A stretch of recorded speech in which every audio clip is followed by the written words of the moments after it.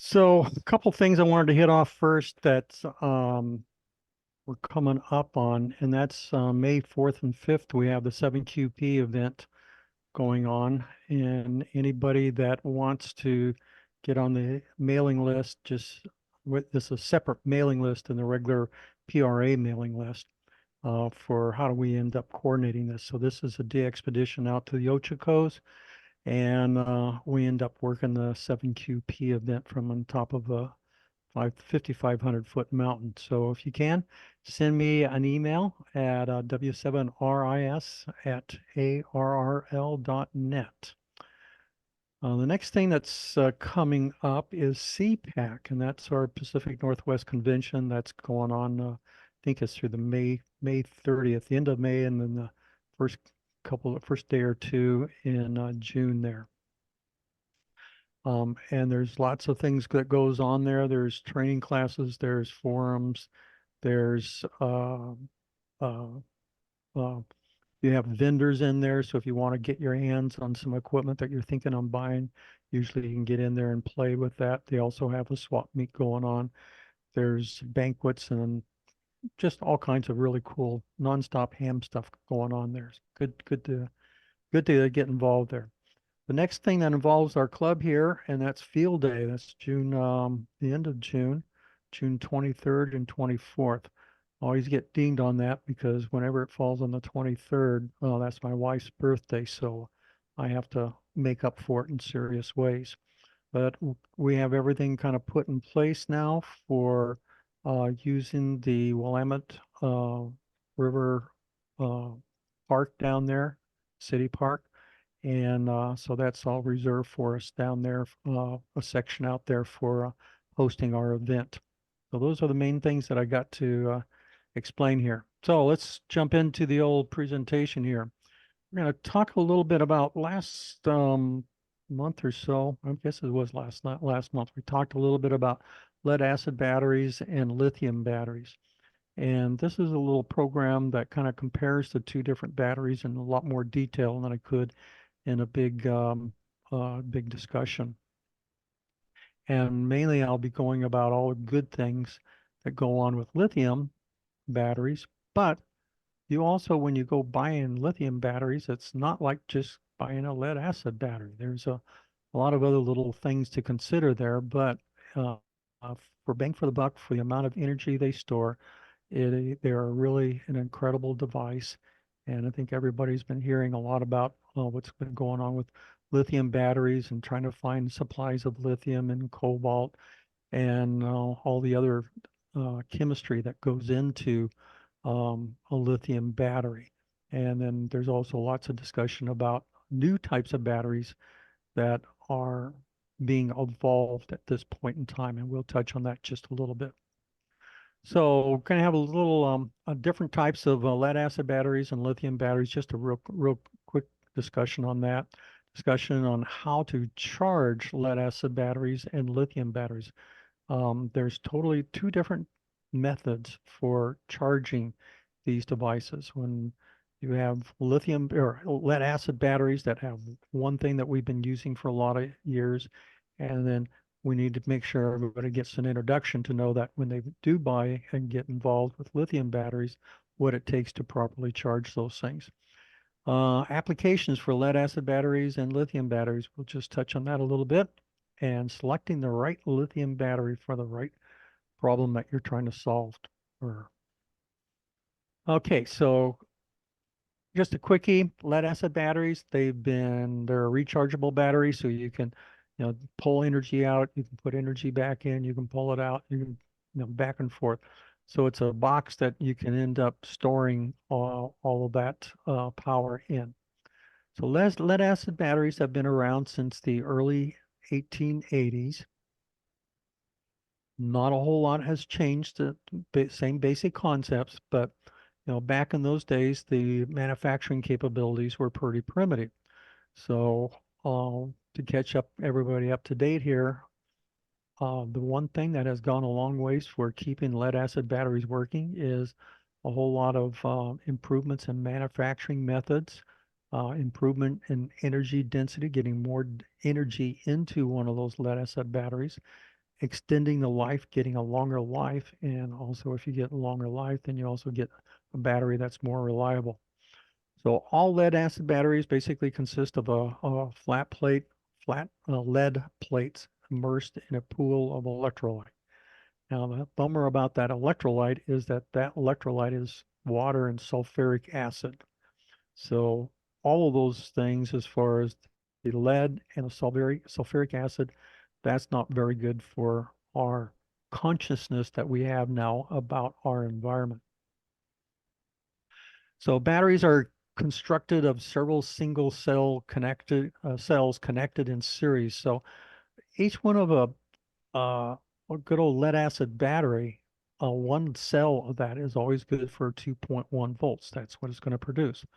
Well, if we want to get to um, 12 volts, we're going to have to stack six of those things together in order to get up to 12 volts. 12 volts is the normal standard that we use for our automobiles, and we also use for almost all of our ham equipment when we're working remote.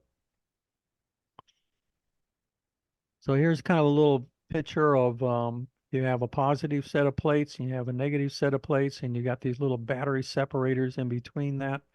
And then this whole thing sits in a little tiny tub that gets filled up with sulfuric acid. And that's what the inside of a modern battery looks like. Um, this is some other things that they also do for kind of getting more performance out of it and getting batteries to last longer, as far as certain types of separating plates that keep um, the plates a consistent distance away from each other, and also keeping, like, if you pull a lot of energy out of it all at one time or put a lot of energy into it a lot of time, you also build up a lot of heat, and that heat can end up warping the plates. And these other little devices there help to make sure that those plates don't get warped and they don't touch each other. So battery constructions, or how this battery is built. So a battery cell consists of two lead plates, a positive plate and a negative plate. And with usually they add a little paste of dioxide in there on the negative side, so that kind of forms a negative plate on what it's supposed to be looking for. And there's also some spongy lead. So in other words, in order to get more surface area out of the lead, they actually grow it as like a sponge. It's real porous on the inside, and that gives more surface areas to get a more power density into a smaller area. So the plates are enclosed in some kind of a plastic case and then submerged in some electrolyte, and that electric light is sulfuric acid, and each one of those cells are good for um, 2.1 volts. So you'll notice that uh, when you look at your battery in your car there, there's usually six little caps there for filling it with water. So you do occasionally on your batteries, if you don't have a no maintenance type of battery, you end up having to take and top that off occasionally with water. And you never, ever, ever want to let that water get below the top of the plates. Want to make sure those plates stay completely covered all the time. Another interesting thing, if you go and buy a car battery these days, this has been going on for probably the last 6 years plus. Every single car battery I've bought and brought home, popped the caps off the top and looked inside, and there's just enough electrolyte to just barely cover the top of the plates. So whenever you buy a new car battery or a deep cycle battery, first thing you want to do is check to see that you have sufficient water liquid there that's covering the top of the plates. So let's move on to kind of the big guy we're going to talk about tonight, and that's lithium batteries. Again, this is a rechargeable battery. We can put energy into the battery, and we can take that battery somewhere else, and we can pull energy back out of the battery. So these guys were pretty much invented back in the 1970s as far as all the chemistry to do that. But you know that like any modern battery, and lithium has a lot of chemistry. I mean, it's basically it's a big chemical plant on how that thing works. But it took another 20 plus years in order to perfect a, commercialization of that battery. And that is really a small amount of time from concept to commercialization of any kind of a product, and especially one that's so complicated as this. And also understand that there's lots of different kinds of lithium batteries. There's lots of different kinds of chemistry that goes on. Each one of those different kinds of uh, lithium battery types, they all have different paradigms to it as far as how you charge them, how much energy will stored, what the voltage of each one of the cells are. And we'll get into a little bit of that so we can better understand what battery we most likely want to select for our application. The cool thing about lithium batteries, they weigh about 40% of what a lead acid battery weighs. So they're really lightweight, but they're super, super high density as far as the amount of storage, amount of the energy you can put on. Long life. The big change on this is that, lead acid battery has usually, you can charge and discharge that probably about, 300. You might get 500 or 600 out of it, but that's pushing it pretty hard. With a lithium battery, you're going to get, between 1,000 to 3,000 charge cycles out of it. So it lasts a lot longer. The downside of that is that it also costs more. But when you amortize that over a longer period of time, it's it's a much more cost effective. And kind of thinking about how things have evolved for lithium batteries, I think all of us can remember back into the 90s when lithium batteries were first coming out, and we had these big bricks that they kind of called cell phones that we used to use for communication. And we saw very quickly how the size of those batteries got smaller and smaller, and the yield out of that, the amount of energy that was being stored, was much improved. So, I mean, we have the batteries that we have today, which are very thin and take up very small amount of space and produce a huge amount of power out of it. Another neat thing about lithium batteries is that out of a lead acid battery, we can only suck that thing down to about 50% of what the rated capacity is. If we continually suck that thing down below that 50% charge level, we're going to start damaging that battery and it's going to have a shorter time to live. So it's um, really cool that we can get a lot more energy out of these guys. The other cool thing is these are far greener. These are actually a pretty green resource for a battery that we can go through there and pretty easily recycle that and pull that lithium back out and pull a lot of the other rare minerals out, clean them up, discard the stuff that gets used and repackage it. And bingo, we got a new battery there that we can market and put out there. So we have lots of good techniques for recycling. So types of lithium battery. I mentioned that lithium batteries is a chemist dream come true, maybe or maybe not. But you have lithium ion, you have lithium cobalt oxide, you have lithium iron phosphide, you have lithium magnesium oxide, you have lithium nickel manganese oxide. And the list goes on and on about all these other various derivatives as far as different things that they can do with the different batteries. And all of this gets back into how much energy you can store, the cost of getting these other resources, these other rare metals, um, and building the battery, the amount of how you end up processing these different minerals to get them into a state that you can use inside the batteries. They have different voltages. They have different amount of energy that can be stored per cell. So there's all kinds of other parameters that come into it. It's not like our good old batteries that are AA and AAA, where we know we're going to get 1.2 volts out of every one of those things there. These guys here is there's a whole lot of different parameters that go into how much energy, what the voltages are, how you end up charging them, and it's all dependent back on the chemistry. So here's a cool chart that kind of expands a little bit about what I've been talking about. And you can see some of the abbreviations. I don't care for the abbreviations are not the common ones that we use, but this is more or less talking about the type of metallurgy that goes into these batteries. But one thing to note there is that there's that column called voltage. So you can see that there's two voltages that are usually expressed there.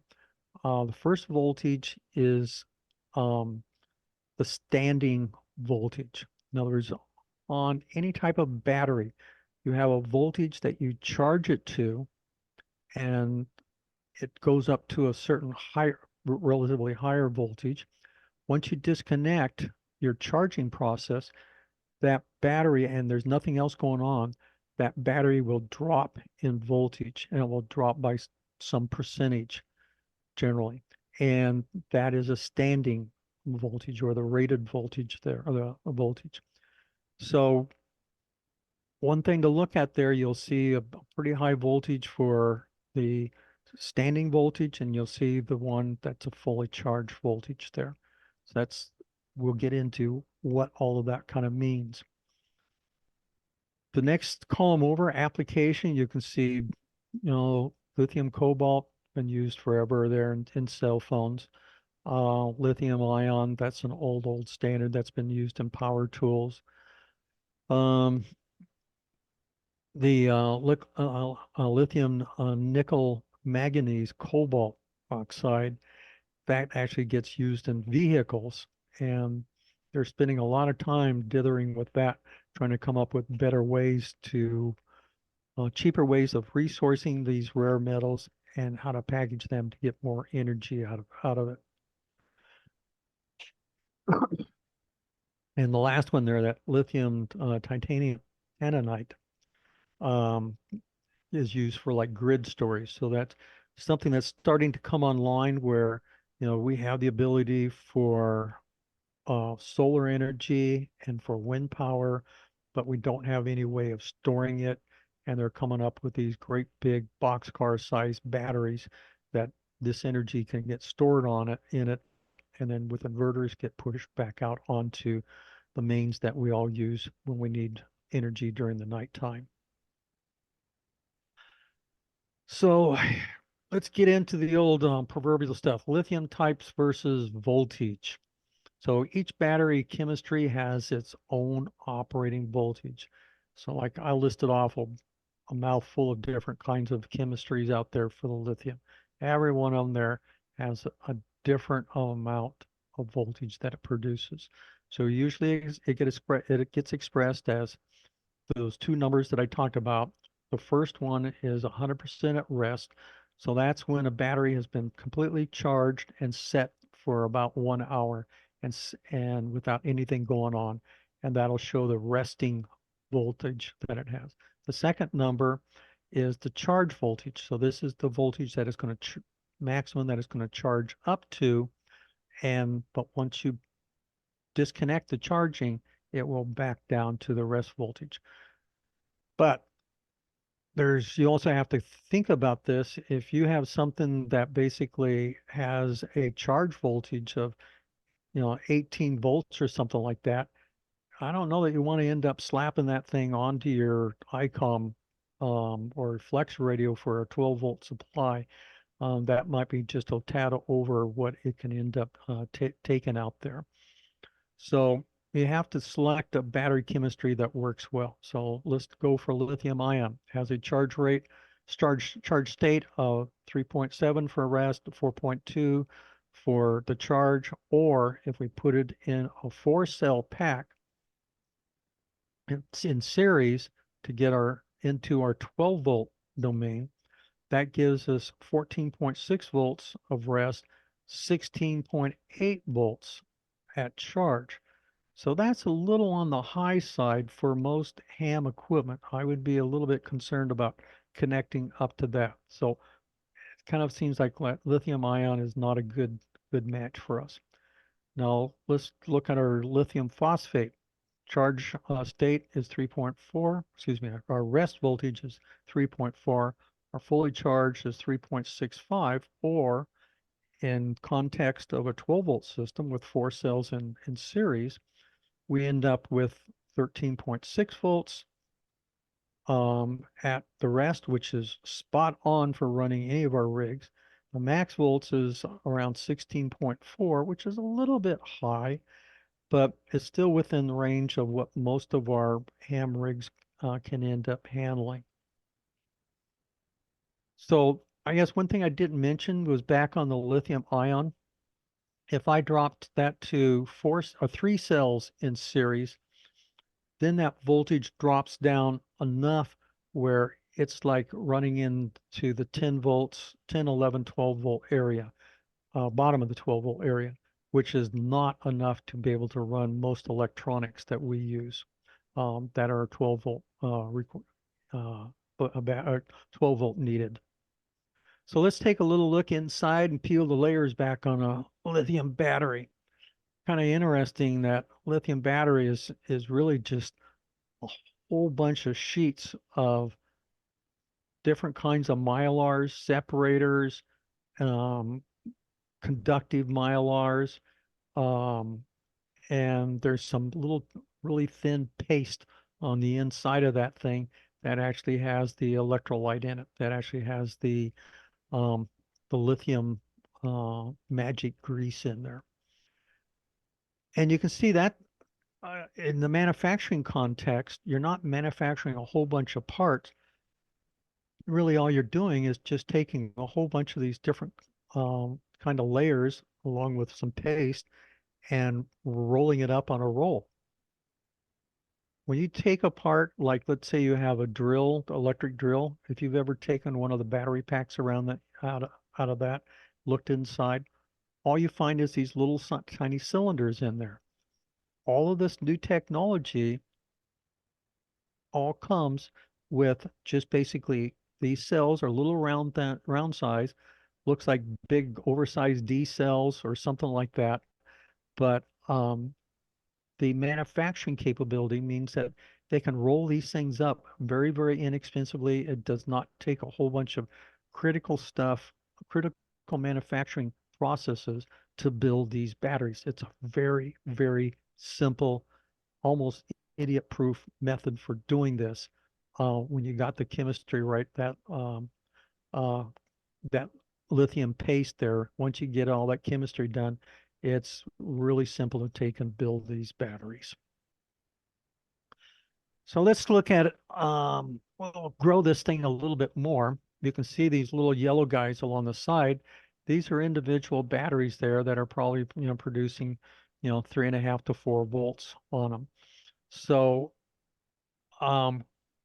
when you take apart, this is like taking apart a bigger version of a battery that you would use for an electric drill or something like that, or a battery powered electric drill.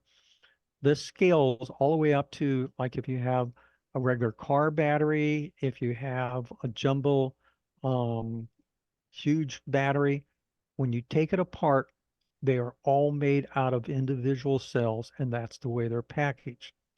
The other thing is that you can see that black part, that's a carrier. There's one on the bottom, one on the top. And then you have these metal leads that are on here, and basically they poke through it and they're either welded or there's a physical contact that goes down and touches a spring-loaded contact that connects to the top and for the bottom of your energy cell there. And so this means building this stuff, all of it can be automated. Every bit of it is all automated, so you don't have to have people there stuffing these little containers and building them up. So one thing we haven't talked about on the lithium batteries, you see this circuit board at the very end of this? This is called a battery management unit, BMS. So when you see BMS, you automatically know that you're talking about good old lithium type of batteries. This is the guy that has all the smarts that knows how to charge those batteries, to know to see if it's too cold to charge the batteries, to see if you're charging it too fast or there things are getting too hot. I mean, you're discharging at a faster rate. So that BMS has all the brains in there to managing the heart, the process of charging and also looking at the discharging process. So I'll go off script for just a little bit here, is that all of these little parts like this, the battery holding, the BMSs, um, all that packaging, you can buy online. So you can buy your own packs like that.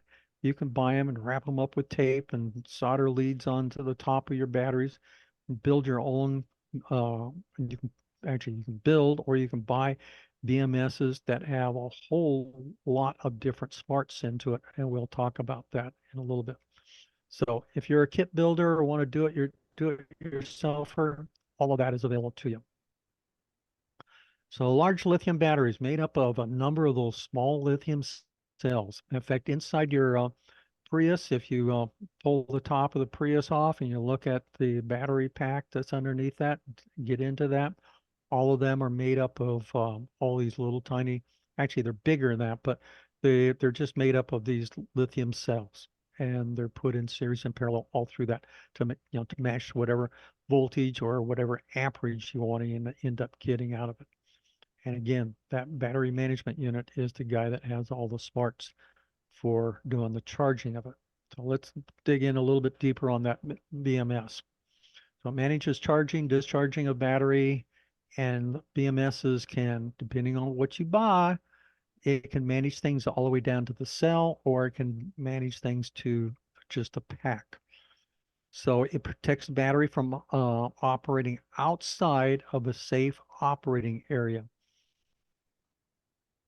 I don't know if any guys have done any playing around like for model airplanes or model cars and stuff, but when lithium batteries first came out, um, and those were lithium ion batteries, there's a whole lot of safety issues that got wrapped around that. Anytime you um, charge one of those packs, you needed to have a can of water there. So if it caught fire, you could scrape it off the bench there and dump it in a can of fire and watch it boil and bubble there for the next half an hour.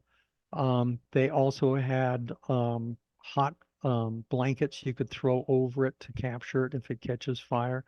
They also had metal bins that you could put it in to actually charge the devices. So that's one of the things and that's before they had the concept of BMSs. So you're relying on how you configured and set up your charger or what kind of charger you bought for it.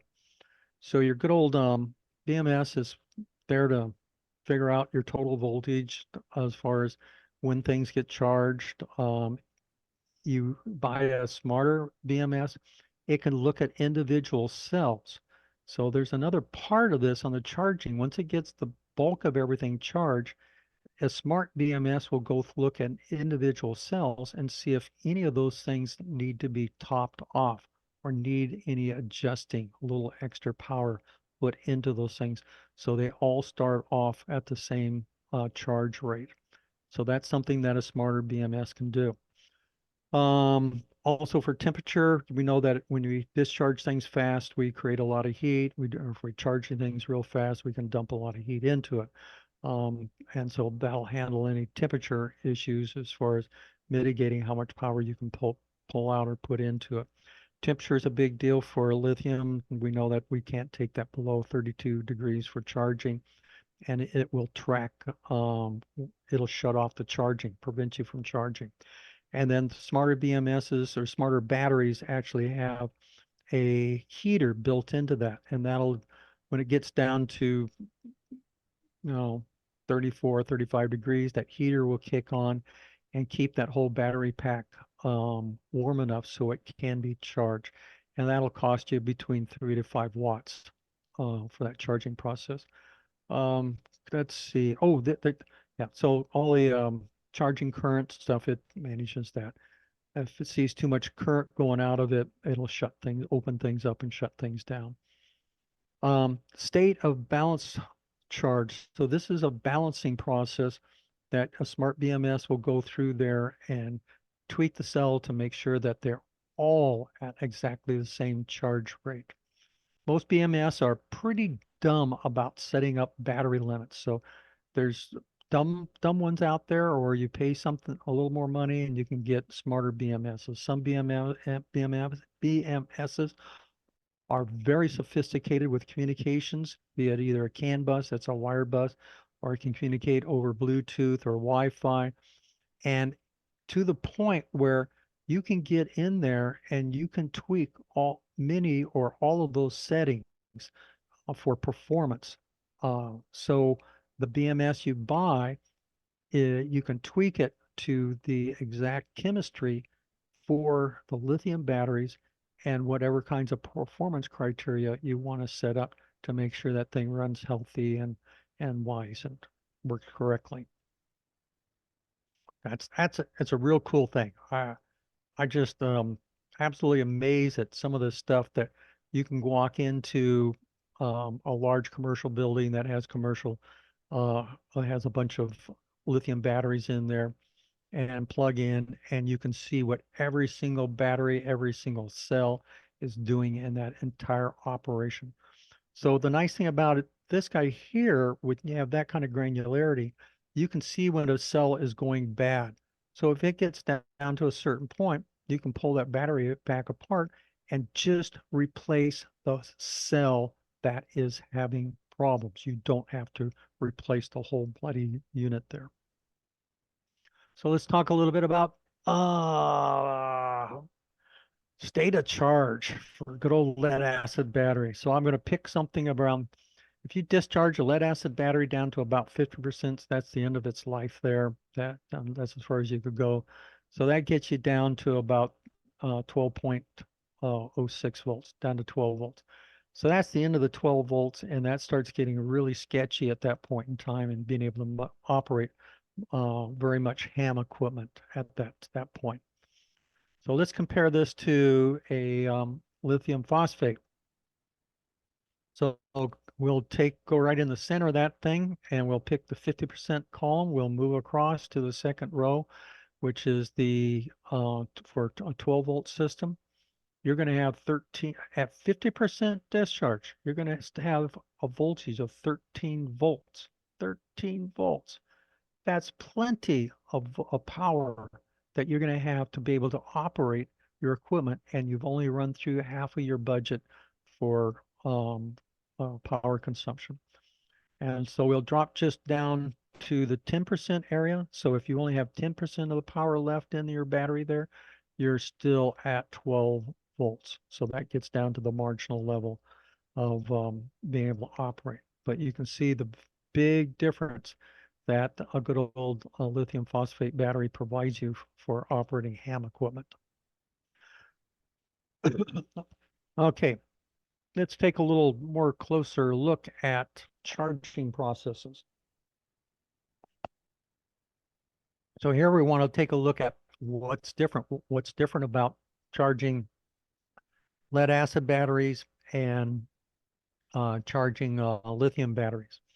So the key thing for good old lead acid batteries is that you throw basically about 20 to 30% of its rated capacity, you throw a bunch of current at it. And as that battery charges to about 80%, it allows the voltage to creep up and up and up until finally it stabilizes at some point, saying that you're charged to at least 80%. Now the trick is that so here you have about 4 hours worth of charging to get to that point. The key thing is you see the red curve as it drops down, you have to end up bringing that all the way down to the float area. That's the very, very bottom of this little red dotted line. If you don't get it down there and keep it at the float area for at least an hour or two, it will not fully charge that battery. It will be partially charged, and also it leaves it open to doing to sulfation on the lead plates in there. So key thing here is you got a bunch of current coming in as it gets charged, the battery voltage will go up. So this is what's supposed to happen there. Let's see here. Next one, yeah. So okay, so like for stage one, constant current, so you're going to be able to dump in. If you dump in much more than about 30% of its rated charge, you're going to generate so much heat in that thing there where you can very pretty much easily damage it. So those fast chargers that are up in that 30 to 50%, they can really wreck a battery in a hurry, mainly because of the amount of heat that they're putting into that because of the amount of current. Stage two, that's consistent or constant voltage around 14.3 to 14.7. So that gradually decreases, but also as it decreases there with that higher voltage there, you're also allowing the electrolyte to boil off. That electrolyte will get warm enough in there where it will start producing hydrogen and that moisture will boil off. And then the final state there is the float charge, which basically ensures that the battery is fully charged and reduces some sulfation and it's ready to run. Now that whole process to really get a battery up to speed and working correctly, that takes about 12 hours. That's a long time. So let's look at what goes on with good old lithium batteries. So you can see here, it starts off at a much higher level of charge for putting energy back into the battery. It can handle a lot higher charge because it's more efficient in where it's storing that energy. A lot more efficient than good old lead acid. So it won't create as much heat. So once the cells get basically pretty much charged, and that time can be somewhere between an hour and a half. And that really is dictated by how much, I'll get into that just a little in just very shortly. But it basically gets up, there's a little drop in the current, the resistance goes up, the standing voltage goes up. And so this little time here where you have this little sweep that goes down, this is where the BMS unit is in there, going through there and tweaking any of the little cells that need a little extra energy. So it's directing that energy to individual cells to get them all normalized through there. So this time here, it shows 3 hours, but in reality, if you have a fairly new, good, healthy battery, that time can be as short as 15 minutes. And then also they have a regular topping charge out there, but it really does not affect how that battery performs. It's not even concerned with it. So let's look at verbiage. Stage one, constant current, typically 30 to 100%. So if you have a 100 amp hour battery, if you have the ability to dump 100 amps into that thing for charging it, that battery will take it. And that's pretty awesome. So what does that mean? That means that you can really charge this battery in a really short amount of time. So the little diddling that goes on for normalizing all the batteries, that's stage two, where it decreases the current flow. The constant voltage used to, oh, there we go, equalize. It's actually in stage three. That goes through there in stage three to equalize the individual battery cells. That's all done by the battery, by the um, BMS, battery management system. So what this means is that you can take a lithium battery, you can take it down to 90%.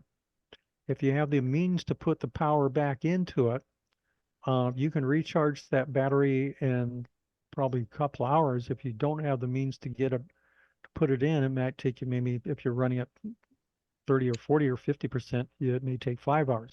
But what it means is that, for a lead acid battery, you might get 2 uses out of it in a 24-hour period. With a lithium battery, you can get 5, 6, or 7 uses out of that out of a 24-hour period. So the turnaround time is insanely fast.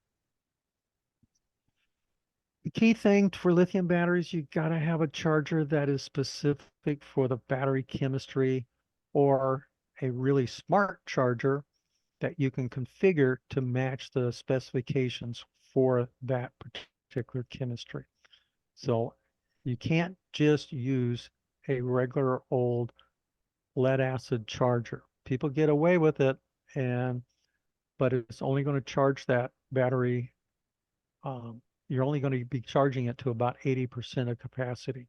You really need a proper lithium battery charger to do that. So we're getting close here to wrap it up. So a couple other key slides here. Lead acid batteries, 100 amp hour battery, about 150 bucks. They are very heavy. The components to make them and recycle are very, very toxic to our environment. Usable discharge. So if you have a 100 amp hour battery, you're only going to get 50 amp hours out of that becomes usable. Charging cycles, you can get somewhere if you get good high quality batteries, and sometimes that's hard to find, you can get, and they're deep cycle, you can get, 300 to 500 cycles out of the thing, just charging and recharging it. Very, very slow in charging, very slow. Lifespan on these guys is somewhere between 3 to 5 years. They also require maintenance every year or a couple times a year. At least for me on my RV, when I had lead acid batteries in there twice a year, I had to pull those batteries and then pop the tops off, clean up the terminals, and go through there and top off the reservoir for the lead acid batteries. And there's all kinds of different kinds, gel cells, AGMs. Um, there's no maintenance ones out there. So there's lots of different kinds and types of that lead acid battery. Lithium battery. So I'm going to pick on the lithium phosphate guy, which is the one that most likely people are going to get. Battery prices have really been falling. There's a whole bunch of new guys on the block there. I will just add that, I have them there for anywhere from 300 bucks to all the way up to, and actually there's the ones that are, I see, there's one out there for, I think, uh, it's 230 amp hours, and you can get it for about $300. It's an amazing battery. It's big, but it won't kill your back as far as moving it around.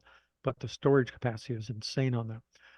Batteries that are up in the, 800 to $1,200 area, you'll find that they have a warranty that is like a 10-year warranty. The ones that are down in the $300 to $400 area, those will have many a 5-year warranty. So, you have to consider that. Some people, it makes a big deal. Some people it doesn't, but warranty, at least for me, counts. When you look at the lifetime cost, it's much lower. Lighter weight, only about 60% of the weight of a lead acid battery. That is a big savings. Usable discharge, you can use about, if it has, it's 100 amp hours, you can get 90 amp hours out of it very easily. Recycle, you can, recharging rather, you can recharge that thing, 3,000, 2 to 5,000 times, depending on. There's also there's a whole nother discussion that goes on how you recharge these batteries will make a difference on what you get for life cycles out of the battery. So that's another whole conversation. If you want to go that way, you can read up on it, and that might bias you on what kind of charger to get. Lifespan, you can get 20 years out of it. Charging rate, 100% if you got the ability, and most of these guys, you can dump 100% in there, and believe me, you ain't going to come up with a charger that can dump 100 amp hours worth of current into a battery. It's just not going to happen. You might get to maybe 50 amp, 40 or 50 amp hours, but that's about as fast as you're going to end up being able to dump most of that stuff in there. So charging rates, 100% hard charging rate, very, very fast turnaround and getting things charged and back online there. Maintenance free, really cool. You don't have corroded battery terminals. It's a eco friendly. So easy to recycle. There's methods to get these batteries recycled. So it won't charge when you get 32 below 32 degrees. You can buy batteries out there that have heaters in it, that have smart BMSs there that'll turn the heater on when the temperature gets down below low. So that problem's pretty much being solved. But a lot of the cars out there don't have that concept in there, and it just doesn't work. Okay, so I am finished beating my gums, and I'm going to take and give it back to anybody have any questions? No questions? Thanks, Mike. I'm currently using the lead acid batteries in my camper, and they're fairly new. I've only had the camper for a year and a half. So, but when I go to replace them, I'm considering, especially since the prices are dropping, to see if that would make a good sense. So I'll probably consult with you one more time. Yep. But Well, I don't do a lot of dry camping, so that's the other thing. yeah. Yeah, and this is, for dry camping or I mean even just one of those batteries there if you're doing field day and stuff like that, or 7QP, you're not going to worry about recharging it for the whole event there. It's just more than enough to handle it all. And also you have to think long haul when you spending that kind of money, you have to think about the long haul on it. But the other point there is that when you do that upgrade, it's not just the batteries. You have solar panels. You have to change that controller out if you for the recharging off of the mains. That charger also needs to get swapped out. But there are some really, really smart things. And if you like twiddling with that stuff, there's tons of stuff online where you can buy the bits and pieces and build your own. Excellent. This is perfect timing for us, Mike, because several of us are involved in the Oregon Disaster Medical Team. We're building out a communication trailer, and some of the capabilities is going to be some onboard batteries like the ones you've described here. Not exactly, but we'll see. We're still waiting for the final design, but thank you. So here's another point here is that your lead acid batteries, when you are not using them, they leak. They leak power. And you have to put a float charger on them to keep them alive, like during the winter. And you have to use a smart one. You can't put one on there that just constantly dumps current in there. That current will end up drying out the battery, and the next thing you know, you look down on the top of the battery and you don't have any electrolyte in there. So you have to use a smart, proper smart charger for that. With lithium, at the end of the summer, I can take and park my RV, pull the disconnect to the battery, and it's not going to do self-discharging. So I know that when I go down there in, in a month or so to pull that thing out to get it all conditioned for 7QP, my batteries are going to be in the same state that they were, pretty much the same state as what they were when I left it. Mm.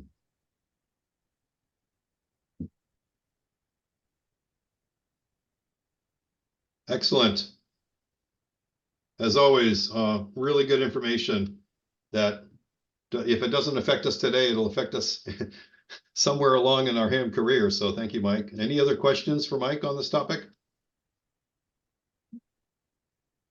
I have one other point that I'll make if anybody doesn't have anything at the moment, and they may think of something else, but I'm actually running across more hams that are buying a couple 100 or 200 watt panels, simple charger.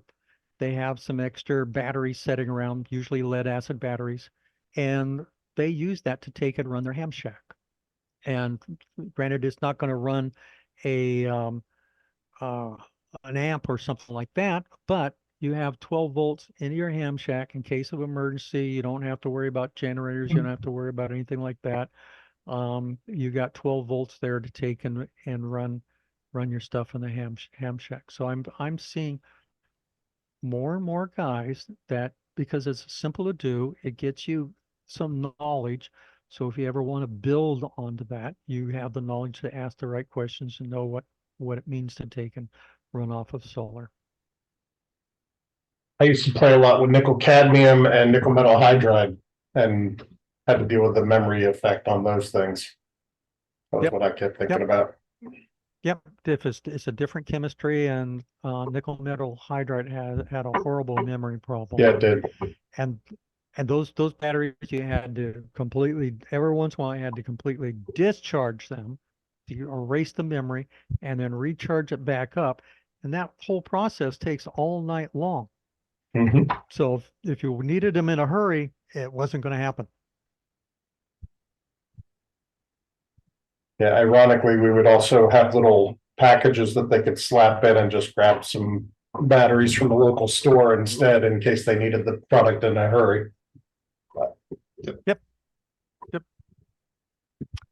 Okay, that's all, My very folks. first HT was like that.